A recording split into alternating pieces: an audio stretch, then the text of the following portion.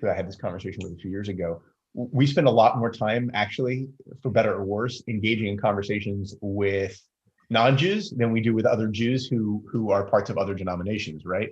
I spend a lot more time, nature of my portfolio, I spend a lot more time with preachers than I do with conservative and Orthodox and Reconstructionist rabbis. And that also is an interesting and fruitful conversation, I think. So we'll touch on that a little bit next week. One of the biases right. you may touch on in that discussion, if I may just add one point, Please. is labels are eminently destructive and bigoted. And labels Absolutely. create selectivity, and my group is better than your group. And that is the essence of what has to be overcome in all movements in Judaism.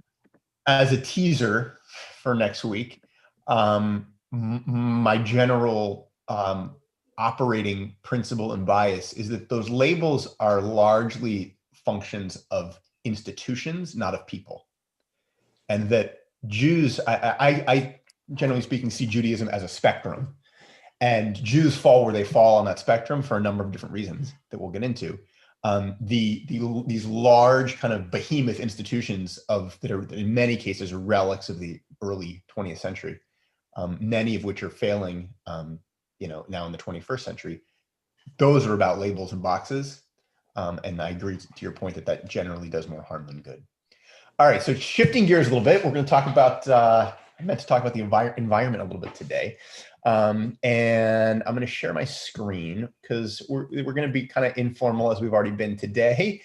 And we're going to basically just go through a bunch of texts together that I cherry picked that some in obvious ways, some perhaps in slightly less obvious ways, sort of speak to what I would say are our or characterize from a Jewish standpoint, at least, what our relationship to the planet and the environment is meant to be, at least in the minds of the rabbis or in the minds of biblical authors. So we're going to start literally at the very beginning, Genesis, right? First chapter of the book of Genesis. And then we're going to take,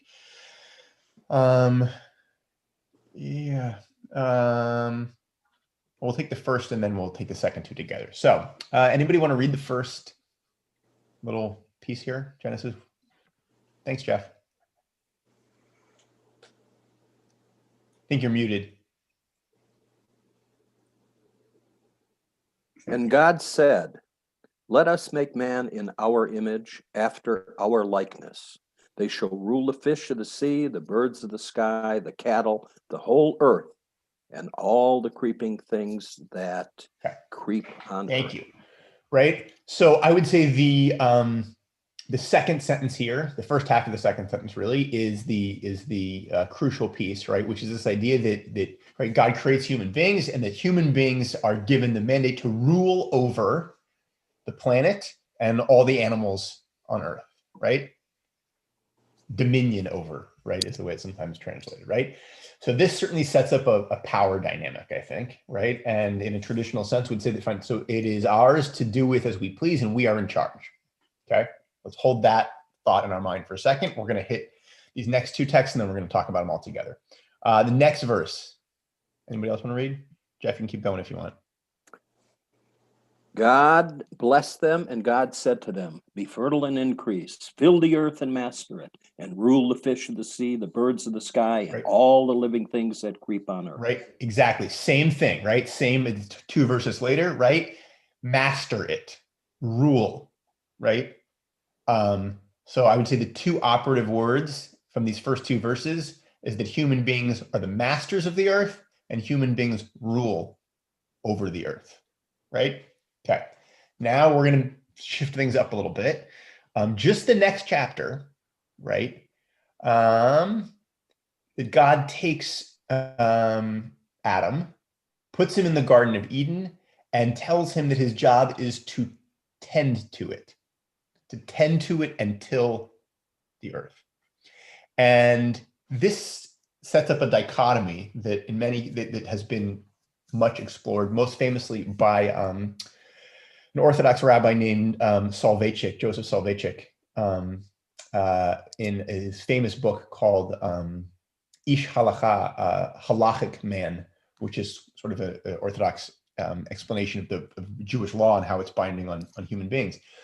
But he has a beautiful essay in there in which he talks about Adam, and he talks about what he calls Adam the first and Adam the second, meaning basically Adam in Genesis 1 and Adam in Genesis 2. That Adam in Genesis 1 which is the first incarnation, is meant to have mastery and rule over the planet and over all the animals. And then in Genesis 2, it gets shifted, and Adam's task becomes not to be the master of all the animals and of the planet and to rule over it, but to be the caretaker of them and of it. That Adam's role, Soloveitchik contrasts the two and says that they come in that order for a reason. That Adam develops and shifts from this sort of primitive master ruler of to steward, caretaker, responsible grown-up, we might say, with a responsibility to the animals and to the planet. Yeah, Jeff. In the second sentence, it's always bothered the interpretation for centuries. God blessed them.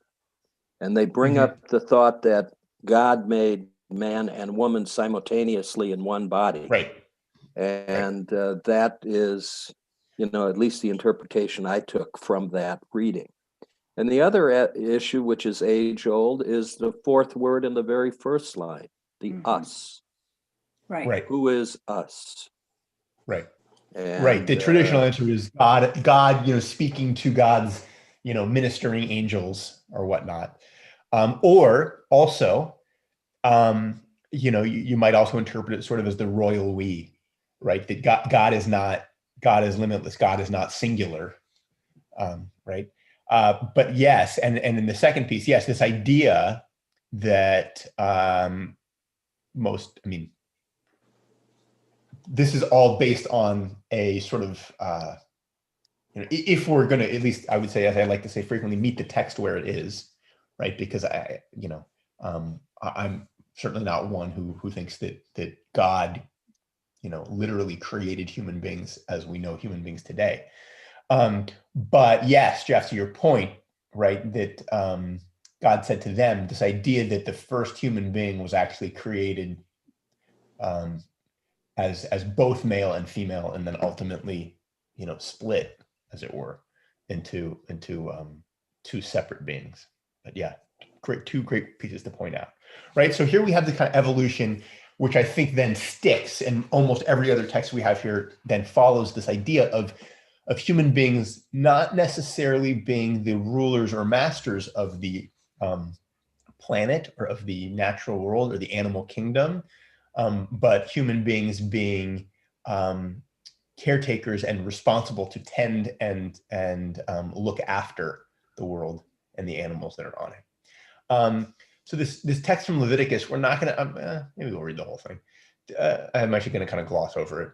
So this is the section from Leviticus that talks about the, among other things, the sabbatical year, right? So I will read this because I think that the end is what I really want to focus on. But right, God says to Moses on Mount Sinai, speak to the people, say to them, when you enter the land of Israel, observe a Sabbath, observe Shabbat. 6 years you can sow your fields, 6 years you can prune the vineyards, gather in the field. But in the seventh year, it's a sabbatical year, complete rest. You can't sow, you can't grow, you can't prune, you can't reap the aftergrowth of the harvest, right? You have to let the land lay fallow in the seventh year. But anything that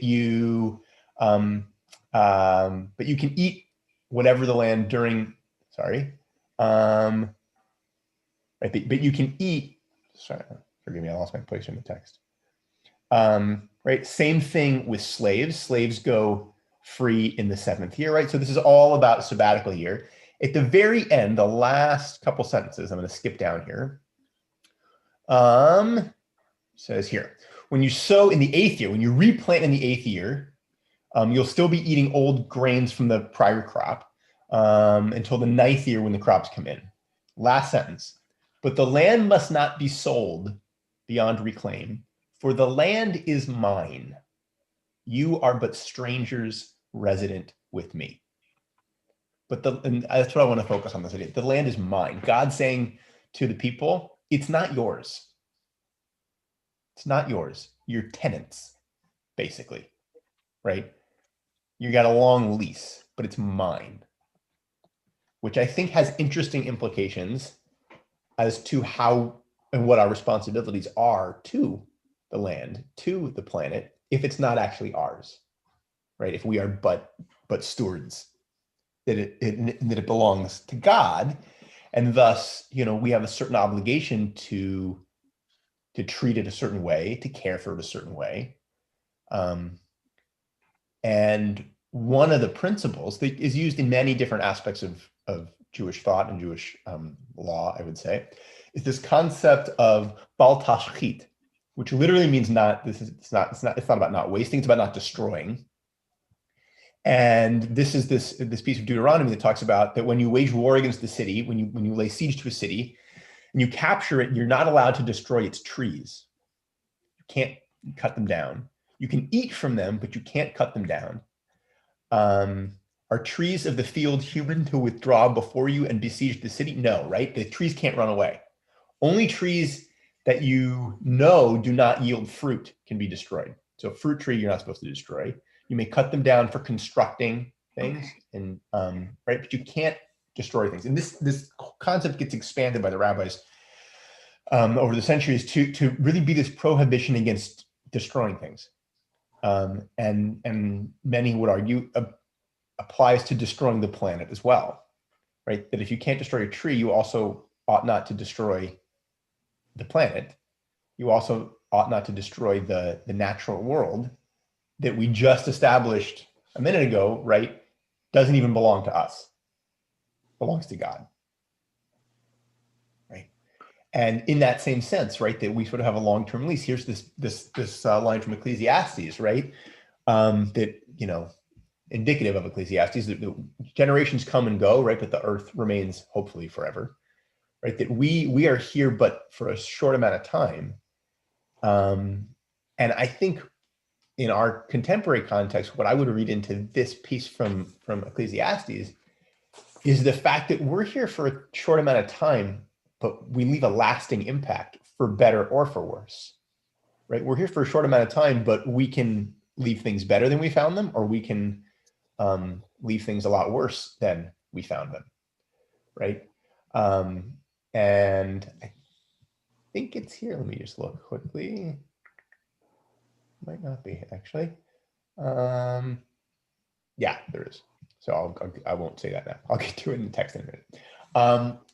One more text, and then we'll discuss a little bit. I had a fair amount of time to fill today, so I brought a bunch of texts. But from my perspective, if I had just one text to talk about kind of the Jewish view of the planet and the environment and the natural world, this would be it. It's one of my favorites, and I think it pretty much sums it up. This comes from Kohelet Rabbah, which is a rabbinic commentary on the book of Ecclesiastes. This is commenting on this one line from Ecclesiastes that says, right, look at God's work, because who can straighten what God has twisted? And the midrash, the story that the rabbis imagine, is this: that when God creates the first human being, when God creates Adam, God takes Adam like on a tour of the Garden of Eden, takes him around the garden and says to Adam, hey, look at my works. Look at how beautiful and praiseworthy they are. And all that I have created, it was for you that I created. I created all this world for you. Pay attention that you do not corrupt and destroy my world. If you corrupt it, there is no one to repair it after you.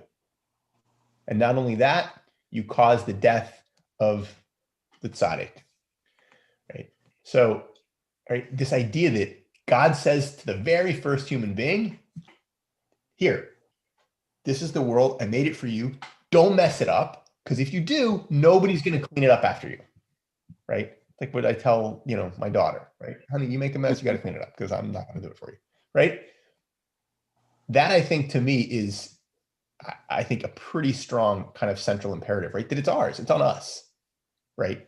To take care of our environment, to take care of our planet, because if we don't, no one's going to magically fix it for us, right?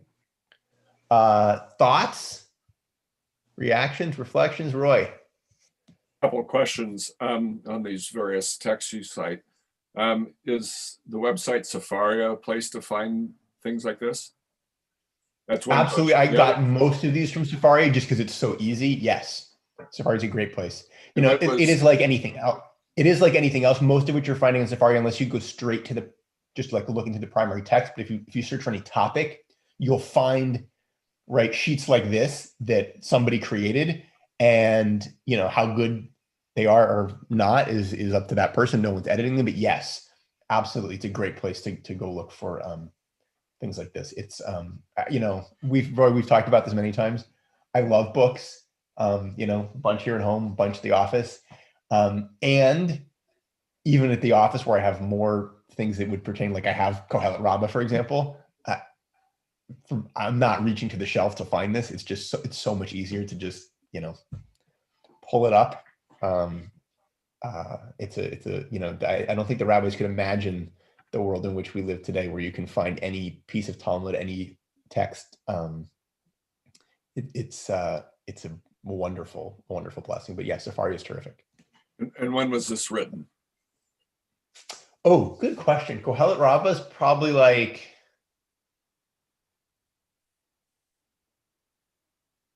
with a little bit of margin for error, 1,500 years. I mean, it's 20th. It's I would say probably 3rd, 4th century, maybe 5th century. But, I mean, what's interesting in these various passages is just the moral component. Yeah, I mean, and I'm careful. Some of that I think I'm layering on, or maybe we're layering onto it. But it's certainly in this, it's there.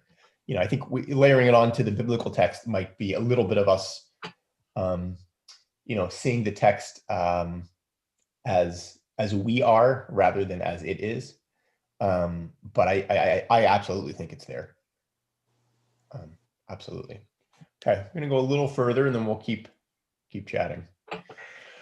So this is Pirkei Avot, which is actually it's usually called the Ethics of the Fathers, the Ethics of the Ancestors, but it's actually the Mishnah. I'll quickly review and explain what Mishnah is in a second. It's actually the Mishnah, the book of Avot of the Mishnah. Mishnah, just as a quick kind of down and dirty Jewish texts refresher. As the story goes, atop Mount Sinai, God gives Moses 2 Torahs, not just one.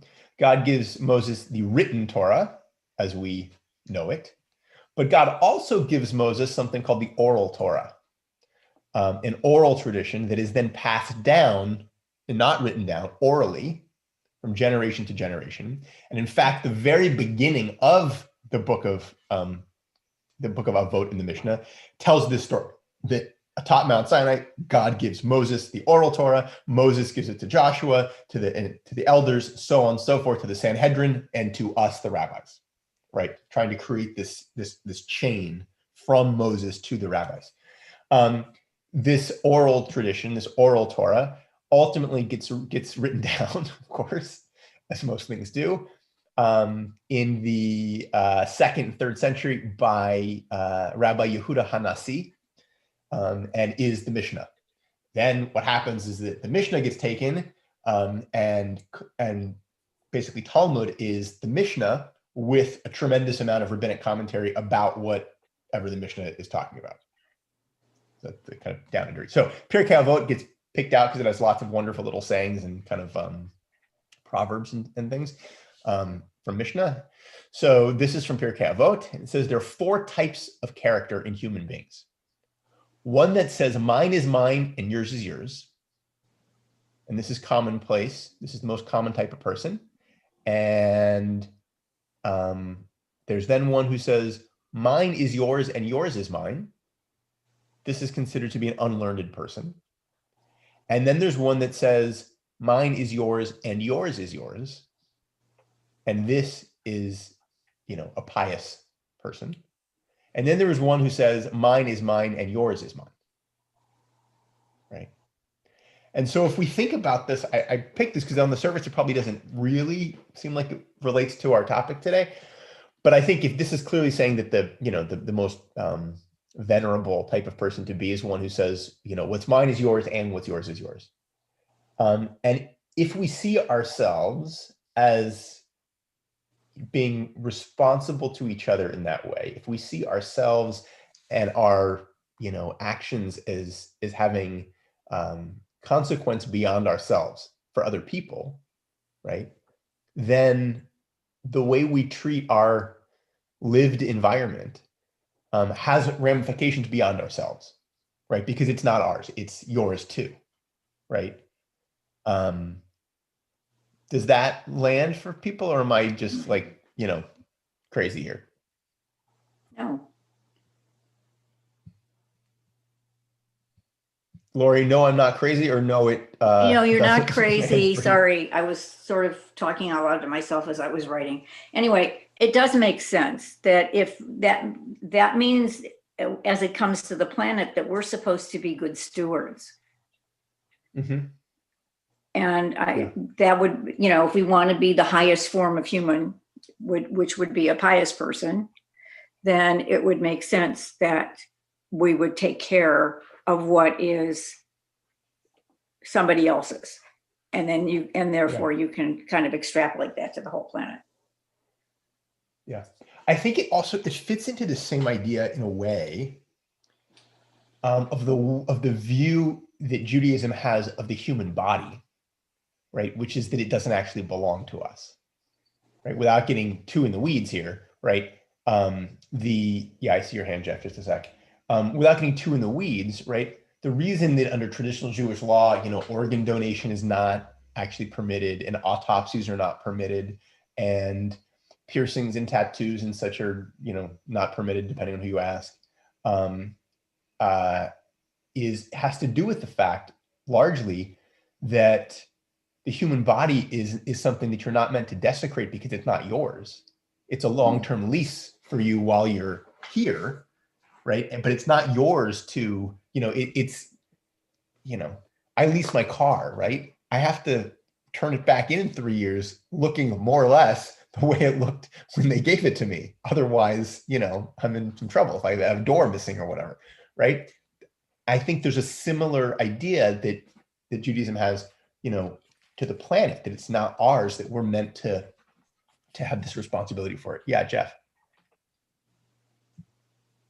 Two things. One specifically about this purke is that it bespeaks of one of the greatest interpretations of the 10th commandment, which is avoiding covetousness. And being covetous crosses all these lines: mine, yours, what should be mine, what isn't mine, what is yours. And the humility necessary to be able to say something like mine is yours is another elegant point about the values in Judaism that we hold the most dear: humility, empathy, the ability to support the stranger, the orphan, etc. And a second comment is, at least from a personal point of view about transplantation, God made us with dual organs, as in kidney transplant, just for that purpose, that we could discover that we could save a life. Yep. And I'm Which, a by the way, I mean, this is beneficiary. a whole other Yeah, conversation, but yes, right. Everywhere outside of the Orthodox world, organ transplantation is regarded as the highest Jewish value because it's pikuach nefesh, which is to save a life. Exactly. Which, and right, I'm a you're beneficiary you're of basically that. allowed to break. Right, you're basically allowed to break every single other commandment if it's to save a life. You can break Shabbat, you can eat treif, you can do whatever you want if it's to save a life. So absolutely, and I would say that had the rabbis been able to imagine, they couldn't imagine a world in which you could donate an organ to someone. Yeah. Had they been able to imagine that, it would have been a very different story. Which is why, certainly outside of the really, really traditional Orthodox world, organ transplantation is a very Jewish thing. But to your point, Jeff, also about the coveting, many of you have heard me say this, and others, Rabbi Leader is very fond of saying that in his opinion, the 10th commandment is the most important commandment. And I agree that the commandments are actually listed in ascending order of importance. Maybe that's controversial. That actually puts God in the least important place of the 10 and puts coveting in the most important place of the 10. And Rabbi Leader's point, among others, is that the reason coveting is so important is because it actually leads to breaking most of the other commandments, right? That we commit adultery because we covet, that we steal because we covet, that we lie because we covet, that if we can actually, to your point, Jeff, stay humble and content with what we have, which actually comes in the next text, sort of, then we will, keep most of the other commandments. Sukasa. If our bodies are just on loan to us, is that one of the main, what's the word I'm looking for? Is that the logic for Jews being you're not supposed to commit suicide? It's not your body, you don't have a right to. Ooh, that's a good question. I don't think that necessarily applies to suicide. You're not supposed to desecrate your body, which would be suicide. Murdering oneself is a desecration of body. However, the prohibitions against suicide are far more the fact that it's not that. And this is a little bit of a slippery slope, but that you don't get to decide, just like you don't get to decide your birth, you don't get to decide, your when you die. Right. Okay. And that's also then, this again, kind of going a little bit of a tangent, but right. Traditionally, a suicide can't be buried in a Jewish cemetery. Now, rabbis to this day twist themselves into pretzels and make it possible for people who are victims of suicide to be buried in Jewish cemeteries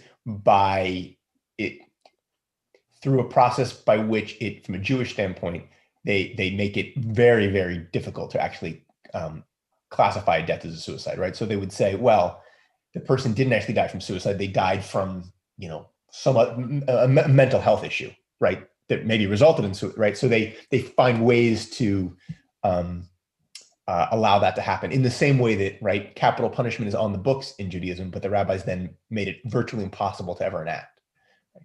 I'm going to push us a little further because I think this next text, Nan. No, go ahead, Nan. I just want to know, since you brought that up, about cremation then. Yeah, so two pieces of the cremation. One, yes, it's not your body to burn up, basically. So the cremation, right? Many of us have heard that cremation is not consistent with Jewish practice, which is true from a traditional standpoint, but you also cannot say that Jews are not cremated because every single Jewish cemetery in town will, accommodate that. But one is the idea, and namely the idea that, yeah, it's not yours to burn up. Two, many people, maybe you're surprised to hear this, but believe it or not, to a certain extent, not in a Eastern religious sense, but reincarnation is a piece of Jewish thought. The idea that the Messiah will come and the dead will rise. It's the reason, incidentally, why on the Mount of Olives in Jerusalem, one of the most famous cemeteries in the world, the graves are all positioned with the bodies basically facing the Temple Mount in the old city in Jerusalem with their feet like this, so that when they rise, they literally just know which way to walk.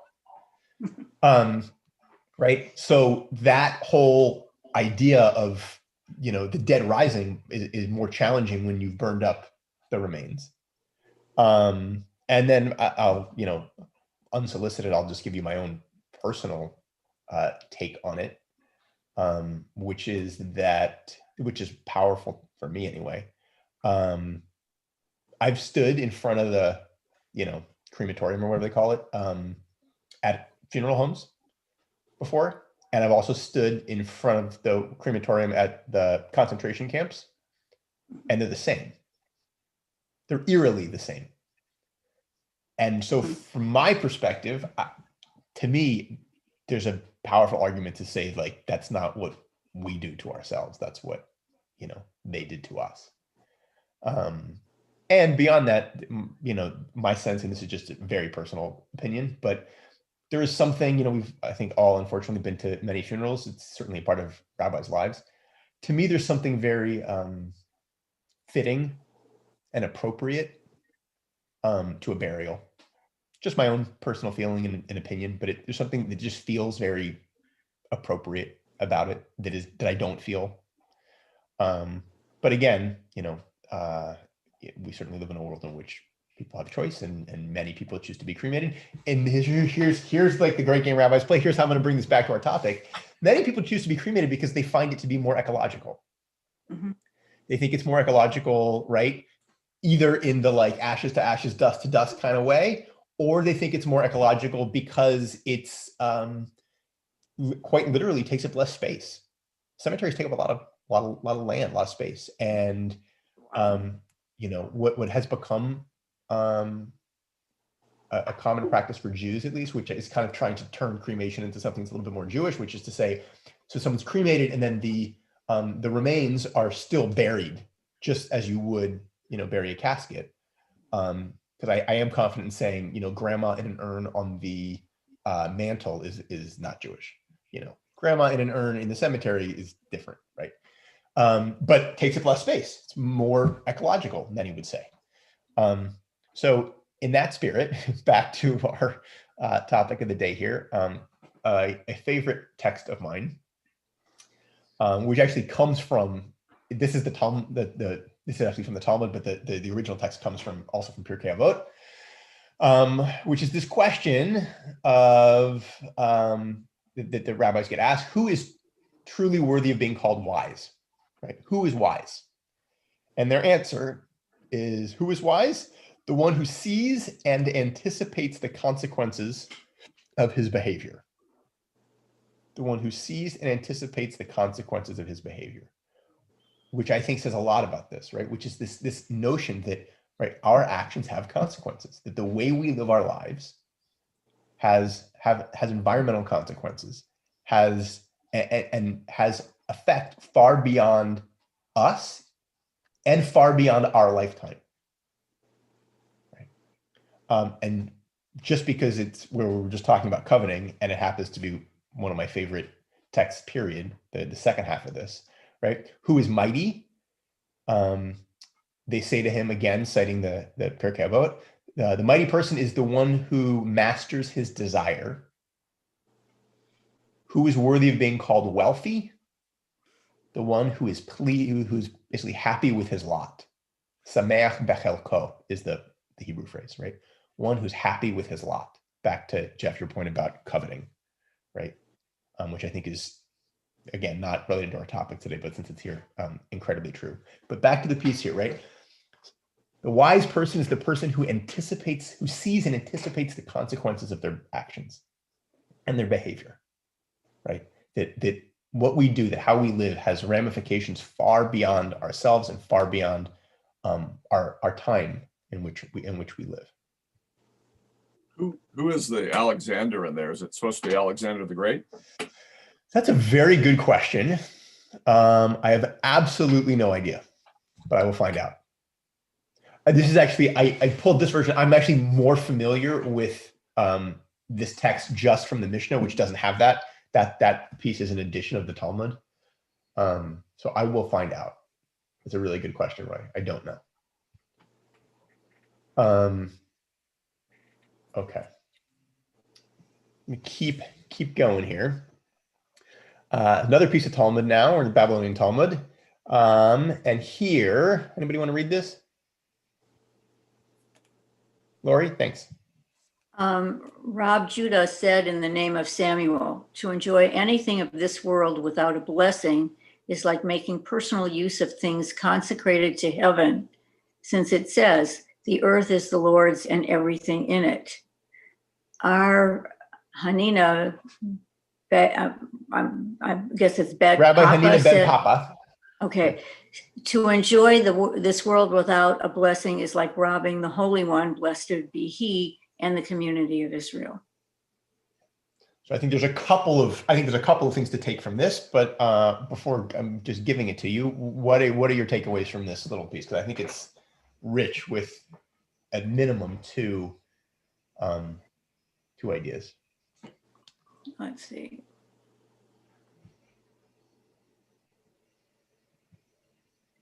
Jeff. I think you're muted, Jeff. The essence of tefillah, prayer of any sort or thoughtfulness, is an obligation to thank God for what you have.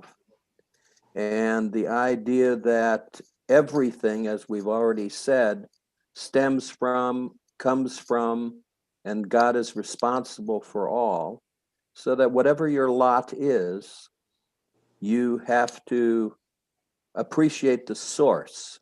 Otherwise, you're taking something, you're stealing that blessing without being a beneficiary to the creator.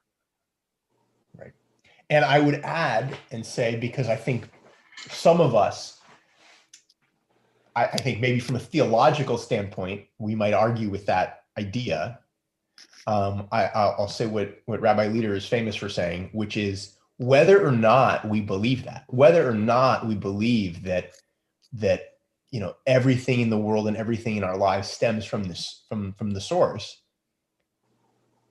Imagine if we all behaved and lived as if we did. Right, which I think is really what this thing, right? If we can live with this sense of gratitude and appreciation, if we can live from a place of thanks and humility, and I mean that's right. That's why a traditional Jew aspires to recite 100 blessings a day, most of which are for incredibly small and mundane things, right? Because it's meant to create a disposition of gratitude. In the human being. Sukasa. Well, just that when we recite the daily blessings, they're not for grandiose things. They're for waking up and all the things. There is a joy and a gratitude for all the, I always think when you go on a trip, oh my God, you have 2 weeks of wonderful fun and all this stuff. But it's the gratitude of everyday living. If you don't find joy in your life in everyday living, then what good is the trip? That's where absolutely. Absolutely. Some may remember. I don't know how many years ago now. Many years ago, it feels like. In a sermon, I taught a Rosh Hashanah sermon, I think it was, or maybe a Yom Kippur sermon. I talked about the idea that there's really no such thing as a small blessing, and that's kind of how Judaism is wired. Right? Our blessings, to your point, it's for standing up in the morning, for being able to see, for being able to go to the bathroom, right? Mm-hmm. All of which you take for granted until it's not, right? The little things. So yeah, Roy. Wasn't that what Rabbi Leader was talking about last week or so? The celebration of the mundane, or the sanctity or holiness of the mundane. Sanctification of the mundane. Yeah, absolutely. It is, which is Judaism, I think, in large part. And how do we take a moment and transform it and elevate it into something that is holy and sacred, right? So yeah, I think one is this idea, as we've said, right, that that the world is God's, not ours, and to appreciate it, right? To appreciate it, and not to take it for granted. And which I think in many ways connects back to that first midrash that is one of my favorites, right? That not to take it for granted, because if we do and we destroy it, then, there's no one else to take care of it. Yeah, Jeff. One of the things that we never get to mention as a blessing is the actual ability that we have to think, to reason, to view, observe, and appreciate what our mind is capable of seeing. And that's not often talked about. All the external expressions of what you need to be thankful for, and the most important one is this ability to perceive and understand, and the ability and the power of the mind. The fact that we have the ability to conceive of and say a blessing for the blessings in our lives is a uniquely human gift, right? And by the way, again, also hardwired into the DNA of the Jewish people, I would say, because the word in Hebrew for Jew, Yehudi, comes from the root hodah, which literally means to thank, to give thanks. And that's the greatest separation between instinct and the animals created, and God's gift to man, the ability to reason and make choices. 100%. All right, we're running out of time, and I want to get through one more text to talk about, and one is kind of something to leave you with. So a little more Talmud. This might be a text that people know, but I think is, meaningful. So one day, man's walking down the road when he sees another man planting a carob tree. Honi, the name of the guy walking down the road, says to him, "This tree, after how long is it going to take for this tree to bear fruit?" The man says to him, "Well, it's probably not for like 70 years. Sorry, not until 70 years. Yeah, for 70 years." And Honi says to him, "Well, isn't it obvious it says to him, isn't it obvious to you that you will live for 70 years? Like, do you actually expect to be here when this tree, starts to bear fruit?" And the man says to him, "No, but that he found a world that was full of trees, of carob trees. Just as my ancestors planted them for me, I too am planting them for my descendants, for those who come after me," right? Which I think demonstrates this idea again of, thinking that our actions or knowing that our actions have ramifications and consequences far beyond us. And to a point, I seem to be quoting Rabbi Leader a lot today, right? But one of his tropes that he teaches often is that to be a Jew is to live as a good ancestor. That we don't often think of ourselves as ancestors, but we are. We're just here now.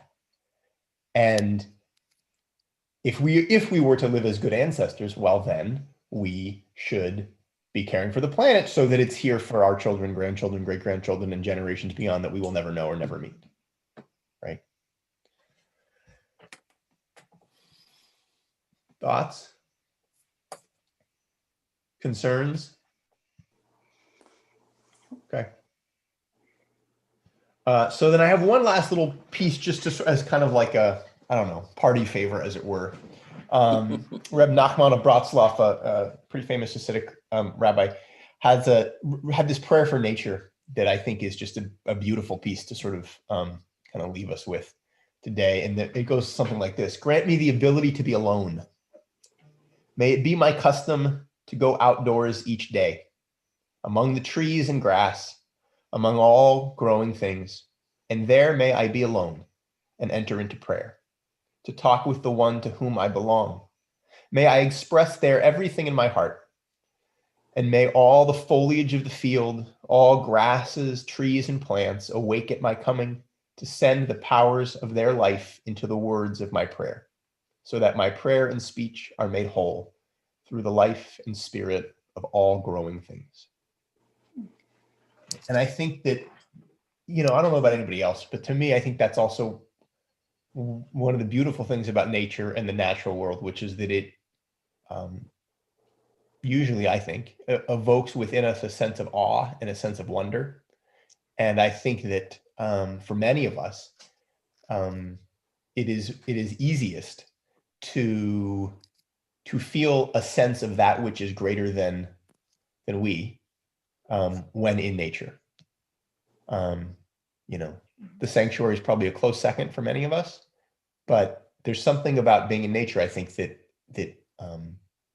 awakens within us, I think, the spiritual nature of our beings, which I would say then is one more reason why it is so important to care for and protect it. So to sum it all up in kind of one line, I would say that that the Jewish responsibility for our natural environment and for animals and the planet is that it is ours to take care of, not ours as owners, but ours to take care of. And if we don't, nobody else will. So we ought to treat it as the gift that it is, to treat it as the blessing that it is.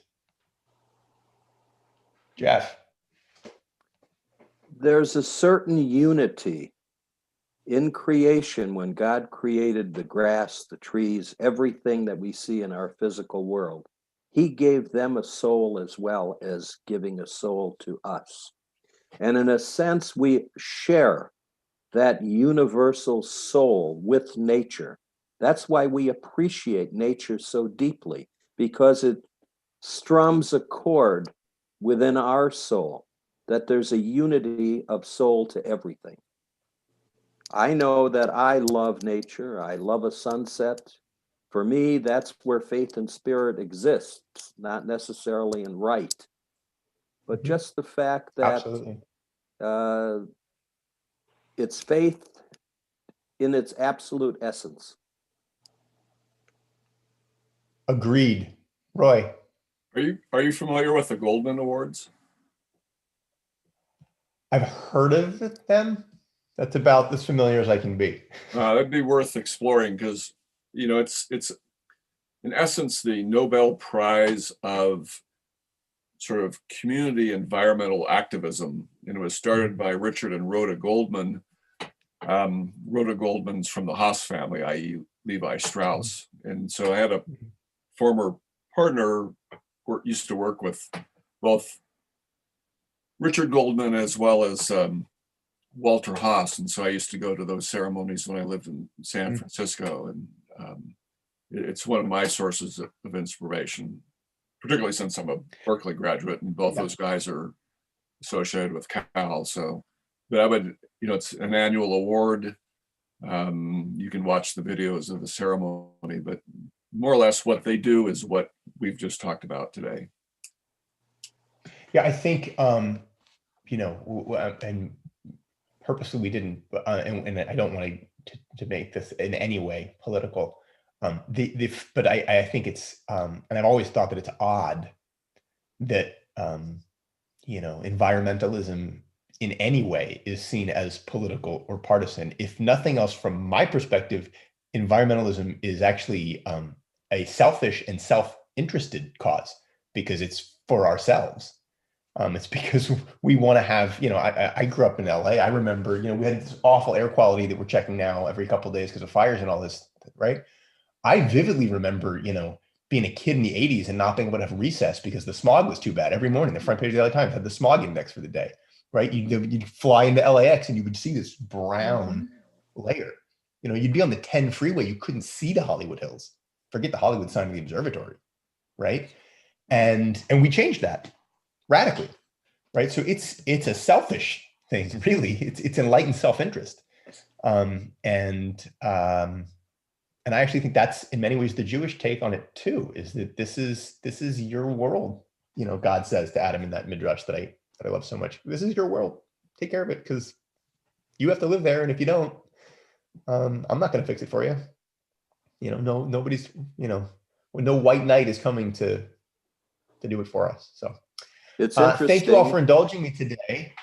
One more teaser for next week, Tuesday at noon. Be talking about modern Jewish movements and a little bit about their ideologies. Lori, do you have another? No, I just wanted to say this was really great.